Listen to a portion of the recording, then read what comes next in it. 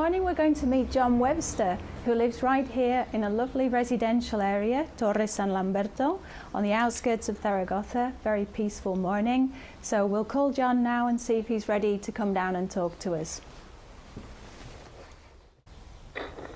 Hello? Hi John, are you ready? Yeah, oh Judith, I'll be down in just a moment, okay. Okay, thank you. Bye-bye. See you. Hi Judith, it's been John, such a long how time. Are you? Such a long time, yes. I haven't seen you for ages. So Okay, what are we so doing? we're going to see something around the estate first. Okay, Yeah, so yeah, fine. shall we head towards the German school? Yeah, okay. Yeah? Okay. Yes, all right. So you said your wife.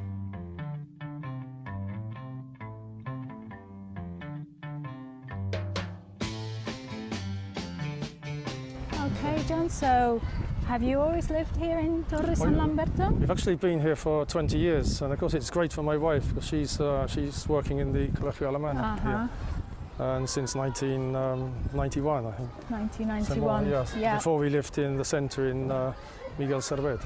Right, and do you prefer living here? Well, the advantage is it's very quiet, and you know, you feel as if you're living outside the city, almost in the country. So That's you can see all the right, trees and more like a kind of English housing estate with nice individual houses. It's great to walk around here in the winter. I like going running around here. It's very relaxing and peaceful, as you can see. Yeah. Hey John, so how long has this area been here, this estate? You've lived here quite a long time. Yeah, we've lived here for 20 years, but before we came, everyone said, "Oh, you're going to the area with the American chalets." And apparently, remember that? back in 1958, from 58 to 1994, there was an American military air base. And I think lots of the higher officials had homes like this, for example, built. And these are called the American chalets. And that most of them have got swimming pools and big gardens. I'm not sure that they're terribly well constructed, but I've been in some giving classes. So some of the houses have been here for much longer than others then. Yeah, I would imagine so, yeah. Oh, they look very nice. Yeah. So. I think the important thing is they've got a huge garden and usually swimming pools. Right. So typical American California lifestyle. Yeah, absolutely. And they're kind of rectangular as well, like I think like you see in places like California. So, John, where does the name San Lamberto come from? Do you know anything about the story? It's a very strange story. Apparently hundreds of years ago, I don't know exactly when. Of course, it's called San Lamberto. And San Lamberto was a man working in the country. And I don't know what happened exactly, but his master decapitated him. Must have been some type of punishment. Obviously, the master lost his head too. And San Lamberto picked up his head, so it's called the miracle of San Lamberto. He picked up his own head and managed to walk into the centre of Zaragoza and collapsed in just beside the church, Santa Engracia. And it's strange because if you look at that church, just above the doorway on the right-hand column, I think it's second from the right, you see a statue of San Lamberto who's actually holding his own head. I've never noticed that, but I'll have a look next time I go, So do strange you believe story. that story? Yeah. Yes. Yeah. And actually there are lots of little roads around here as well called San Lamberto, other areas nearby, and I've always wondered that. Yeah. I think there's a place near Picolin with a similar name. With a similar name, yeah. Yeah. Okay. So you enjoy living around here? Do you go walking, jogging around yes, the I usually estate? have to go jogging all around the estate. It's about nearly a mile. I think they call it the mile of the Urban. All round. It's a little, it only takes me less than 5 minutes if I'm in good form. Yeah, I know you like jogging, so we'll go and see where you usually go and do sport. Okay.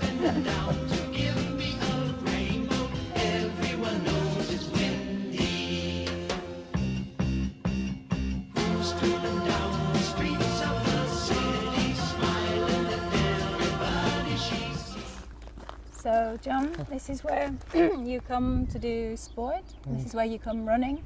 Yes. Occasionally I end up actually at the airport. And I just find it very relaxing to be running beside water because when I lived in Littlehampton, we lived in a road called Beach Road, obviously near the beach, so I used to run along the beach. And when we go on holiday to Cambridge, I like to go running along the river to a place called Grantchester, which is about 3 or 4 kilometres just outside Cambridge. It just seems so, it's very I know you like relaxing. Cambridge a lot, and Yes. I also believe that the airport's really great for you here because you've got your flights, Ryanair to Yes. Stansted, and then that's really easy to get from there to it's, Cambridge. I think once we did the journey in about 5 hours from leaving the house to arriving at Cambridge, because you get the flight and in 2 hours you arrive at Stansted Airport, and you can get the first train or the first bus, and in 40 minutes you can be in the centre of Cambridge. Absolutely, yeah. And And that's it's, one of your favourite places, isn't it? yeah, You I'd go say there perhaps, quite often. In the end, I'd like to end up living in Cambridge. I think it would be a fantastic place to live, Yeah, especially to be an old professor in Cambridge, right. teaching, I don't know, theology or English literature or something like that. Yeah, you'll have to tell us one day about the places you like to visit in Cambridge. Yeah.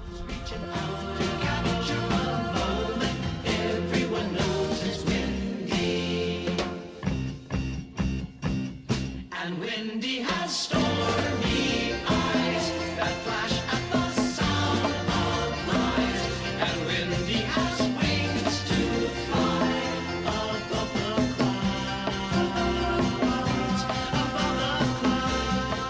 clouds, Okay, so here we are, John, in this fascinating little shop. And I believe this is your favourite shop in Zaragoza. It certainly is, yeah. And I can see why. You can probably see why. Yeah.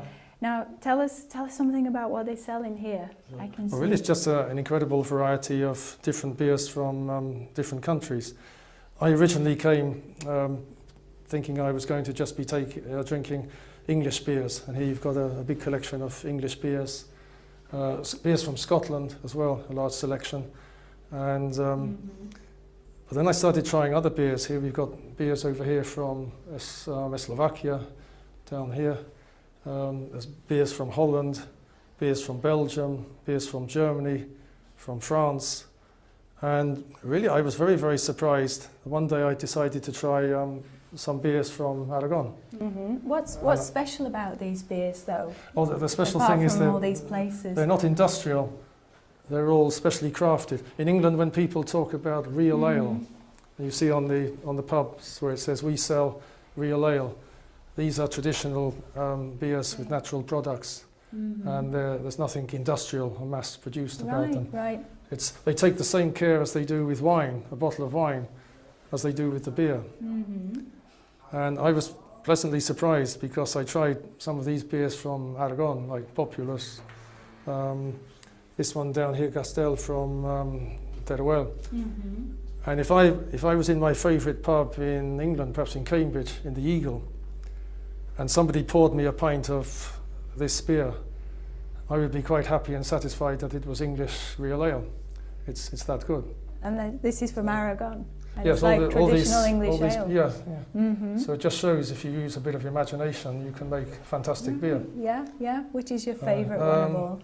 Actually, I tried this one the other day, and that seemed fantastic.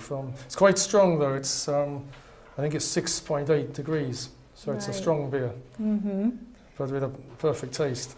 And as I say, as good as anything you could find in England. Fantastic. This one's very good too. Have you tried them all? Nearly all of them. Nearly all of them.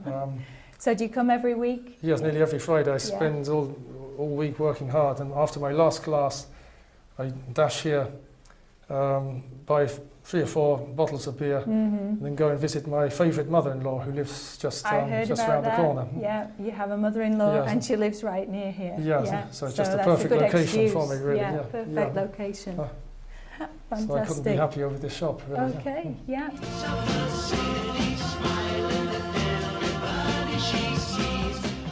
So, John, in this shop as well, you can also buy these sort of kits on here if you want to make your own beer. Is that right? Yes, it's not only a place just for buying the drinks. You can actually buy the kits, as you said, to make your own beers. Yeah. And you you've got ever the tried ingredients. I've never tried that, actually. I don't think I will, because I think I might have problems with my wife.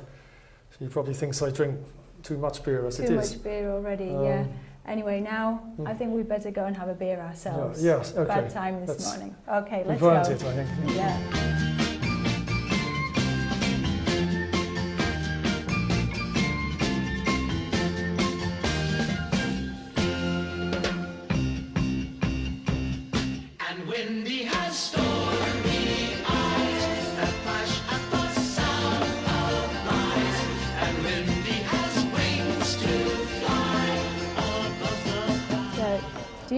remember actually the first day that you arrived in Zaragoza, John? Yeah, in fact, it was a Sunday, the 17th of November 1984. That's And, very precise. So yes. how, And I remember how do you Zaragoza remember that? won their football match 1-0 away to Osasuna. I always remember that. But the guy who ran the English centre, Mark Chappell, do you know Mark? I remember Mark Yeah. vaguely, yeah, Well, he from a picked long me time up at ago. the airport at Madrid and drove me back into Zaragoza. Very nice. And according to him, everything had been organised and there were people waiting for me. I was going to share a flat with 3 other English people. Yeah, And when we arrived at the flat in La Calle Santa Teresa de Jesus, nobody was at home. So we went for a coffee to, I think, a bar, cafeteria near the university. And we had a coffee. And after about half an hour, we went back. And I think there was still nobody at home. And Mark took me to have a pizza in a place called Salvatore's, yeah. which I think is one of the most popular pizzerias in Zaragoza. And then eventually we went back to the flat in Teresa de Jesus, and there were people at home, and they had no idea I was coming. I think Mark had forgotten to tell them. What I remember most about perhaps the first day in Zaragoza was just the enormous quantity of traffic lights everywhere. Yeah, yeah.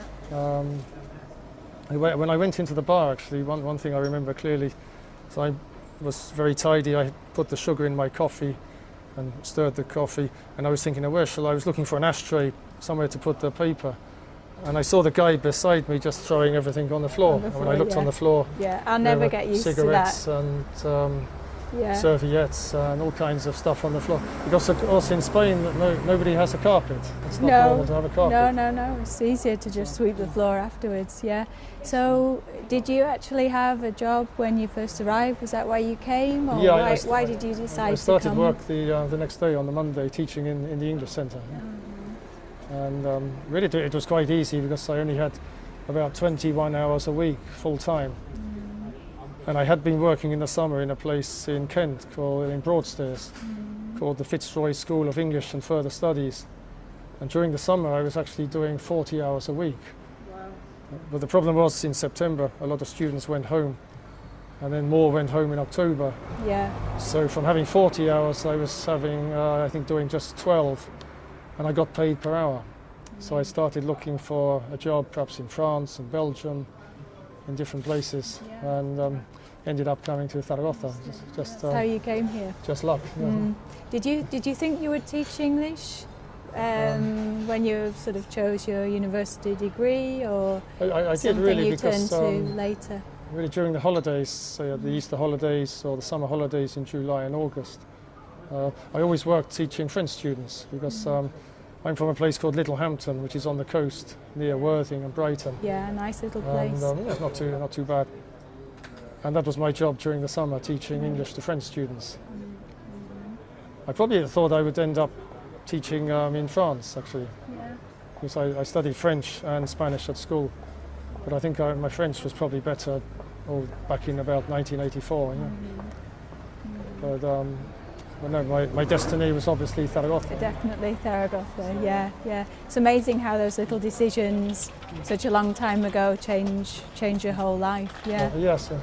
And you normally come to this bar here, and is there anything typical that we should have here? Any There's one tapas? tapa they have, which is in a special book of tapas, an international book. I think it's called El Huevo de la Reina, and I recommend that. But normally we often come here every Friday night because we always meet in my mother-in-law's house, and she lives just down the road. And we meet there about 8:30, 9 o'clock, and then at about 10 o'clock we usually come down here to have the typical bocadillos, papas bravas, salads. Okay, sounds good. Sometimes we have a takeaway. Right, well we'll order something now and then we'll see if we can get tapa here, okay? Okay. Here we are. Hi, pleased to meet you. Vale, muchísimas gracias. Gracias. Interesting, Yes, you'll see it's very very good, yeah. what's this made of? I think it's made of basically, What's I think it there's egg. consist of? Thanks. I think it's got tuna fish inside and some other things, but it's very tasty. Thanks. Gracias. Come on Okay, then. cheers. Cheers, Here I we think are. we deserve Right. this. That's nice. Ah, that's good. And do you always drink wine, John? Um, Or did you? Well, of course, I often drink beer, but I find that when I lived in England, I never drank wine. It seemed the most boring and insipid drink you could imagine. Mm-hmm. But little by little, when I started living in Zaragoza, I started trying the Rioja, the Cariñena, Campo de Borja wines and the Somontano. And now I think I perhaps prefer wine if the wine is really good. Yeah. Anyone in So, particular, or? I quite like Vega Sicilia, but that's a bit expensive. Yeah. Yeah, I think it's on offer in the Corte Inglés. It's probably 160 euros a bottle, but it's just for special occasions. Right. Well, this one's quite good. It's Azpilicueta from the Rioja, like the football player for Chelsea. So, same surname. And do you like Spanish food, or? Yeah, really, I think I'm quite easy to please because my father-in-law always said that he said, John eats stones. he could eat anything, but really I enjoy eating different things, even if I don't like it at first. It's something different, so I enjoy eating it. For example, I've only eaten snails 2 or 3 times, and I don't really like them. No. But if you gave me snails, I'd eat them no problem. Yeah. Or yeah. another thing I don't really like much is los callos. It seems to me a bit like pieces of plastic, a bit like snails. But if you give them to me, I would eat them no problem. Yeah. So one of the things I really like actually is menestra, which is typical in Aragón. I think that's I'm not vegetarian, but I think that's a good combination of different vegetables and things. A good idea, a good invention by the. So who does the cooking at home? Well, usually Maluka, but then on Saturdays I always do chicken tikka masala, which is a typical English dish. Yeah. Really, it's from India. I suppose India is the hottest part of England, or would that be Gibraltar? But anyway, every Saturday I cook chicken tikka masala Yeah. and drink the beers I bought You in have the to invite in me the shop. round for that one day. Yeah, we've been thinking of doing that It's one of my favourites sometime. actually. Sometimes I get vindaloo as well from the. It's simple to make. It's just from the supermarket. Vindaloo or madras, whatever strength you want. If you want it hotter, you just You can find buy a everything you different- need here. Yeah. Yeah. Great.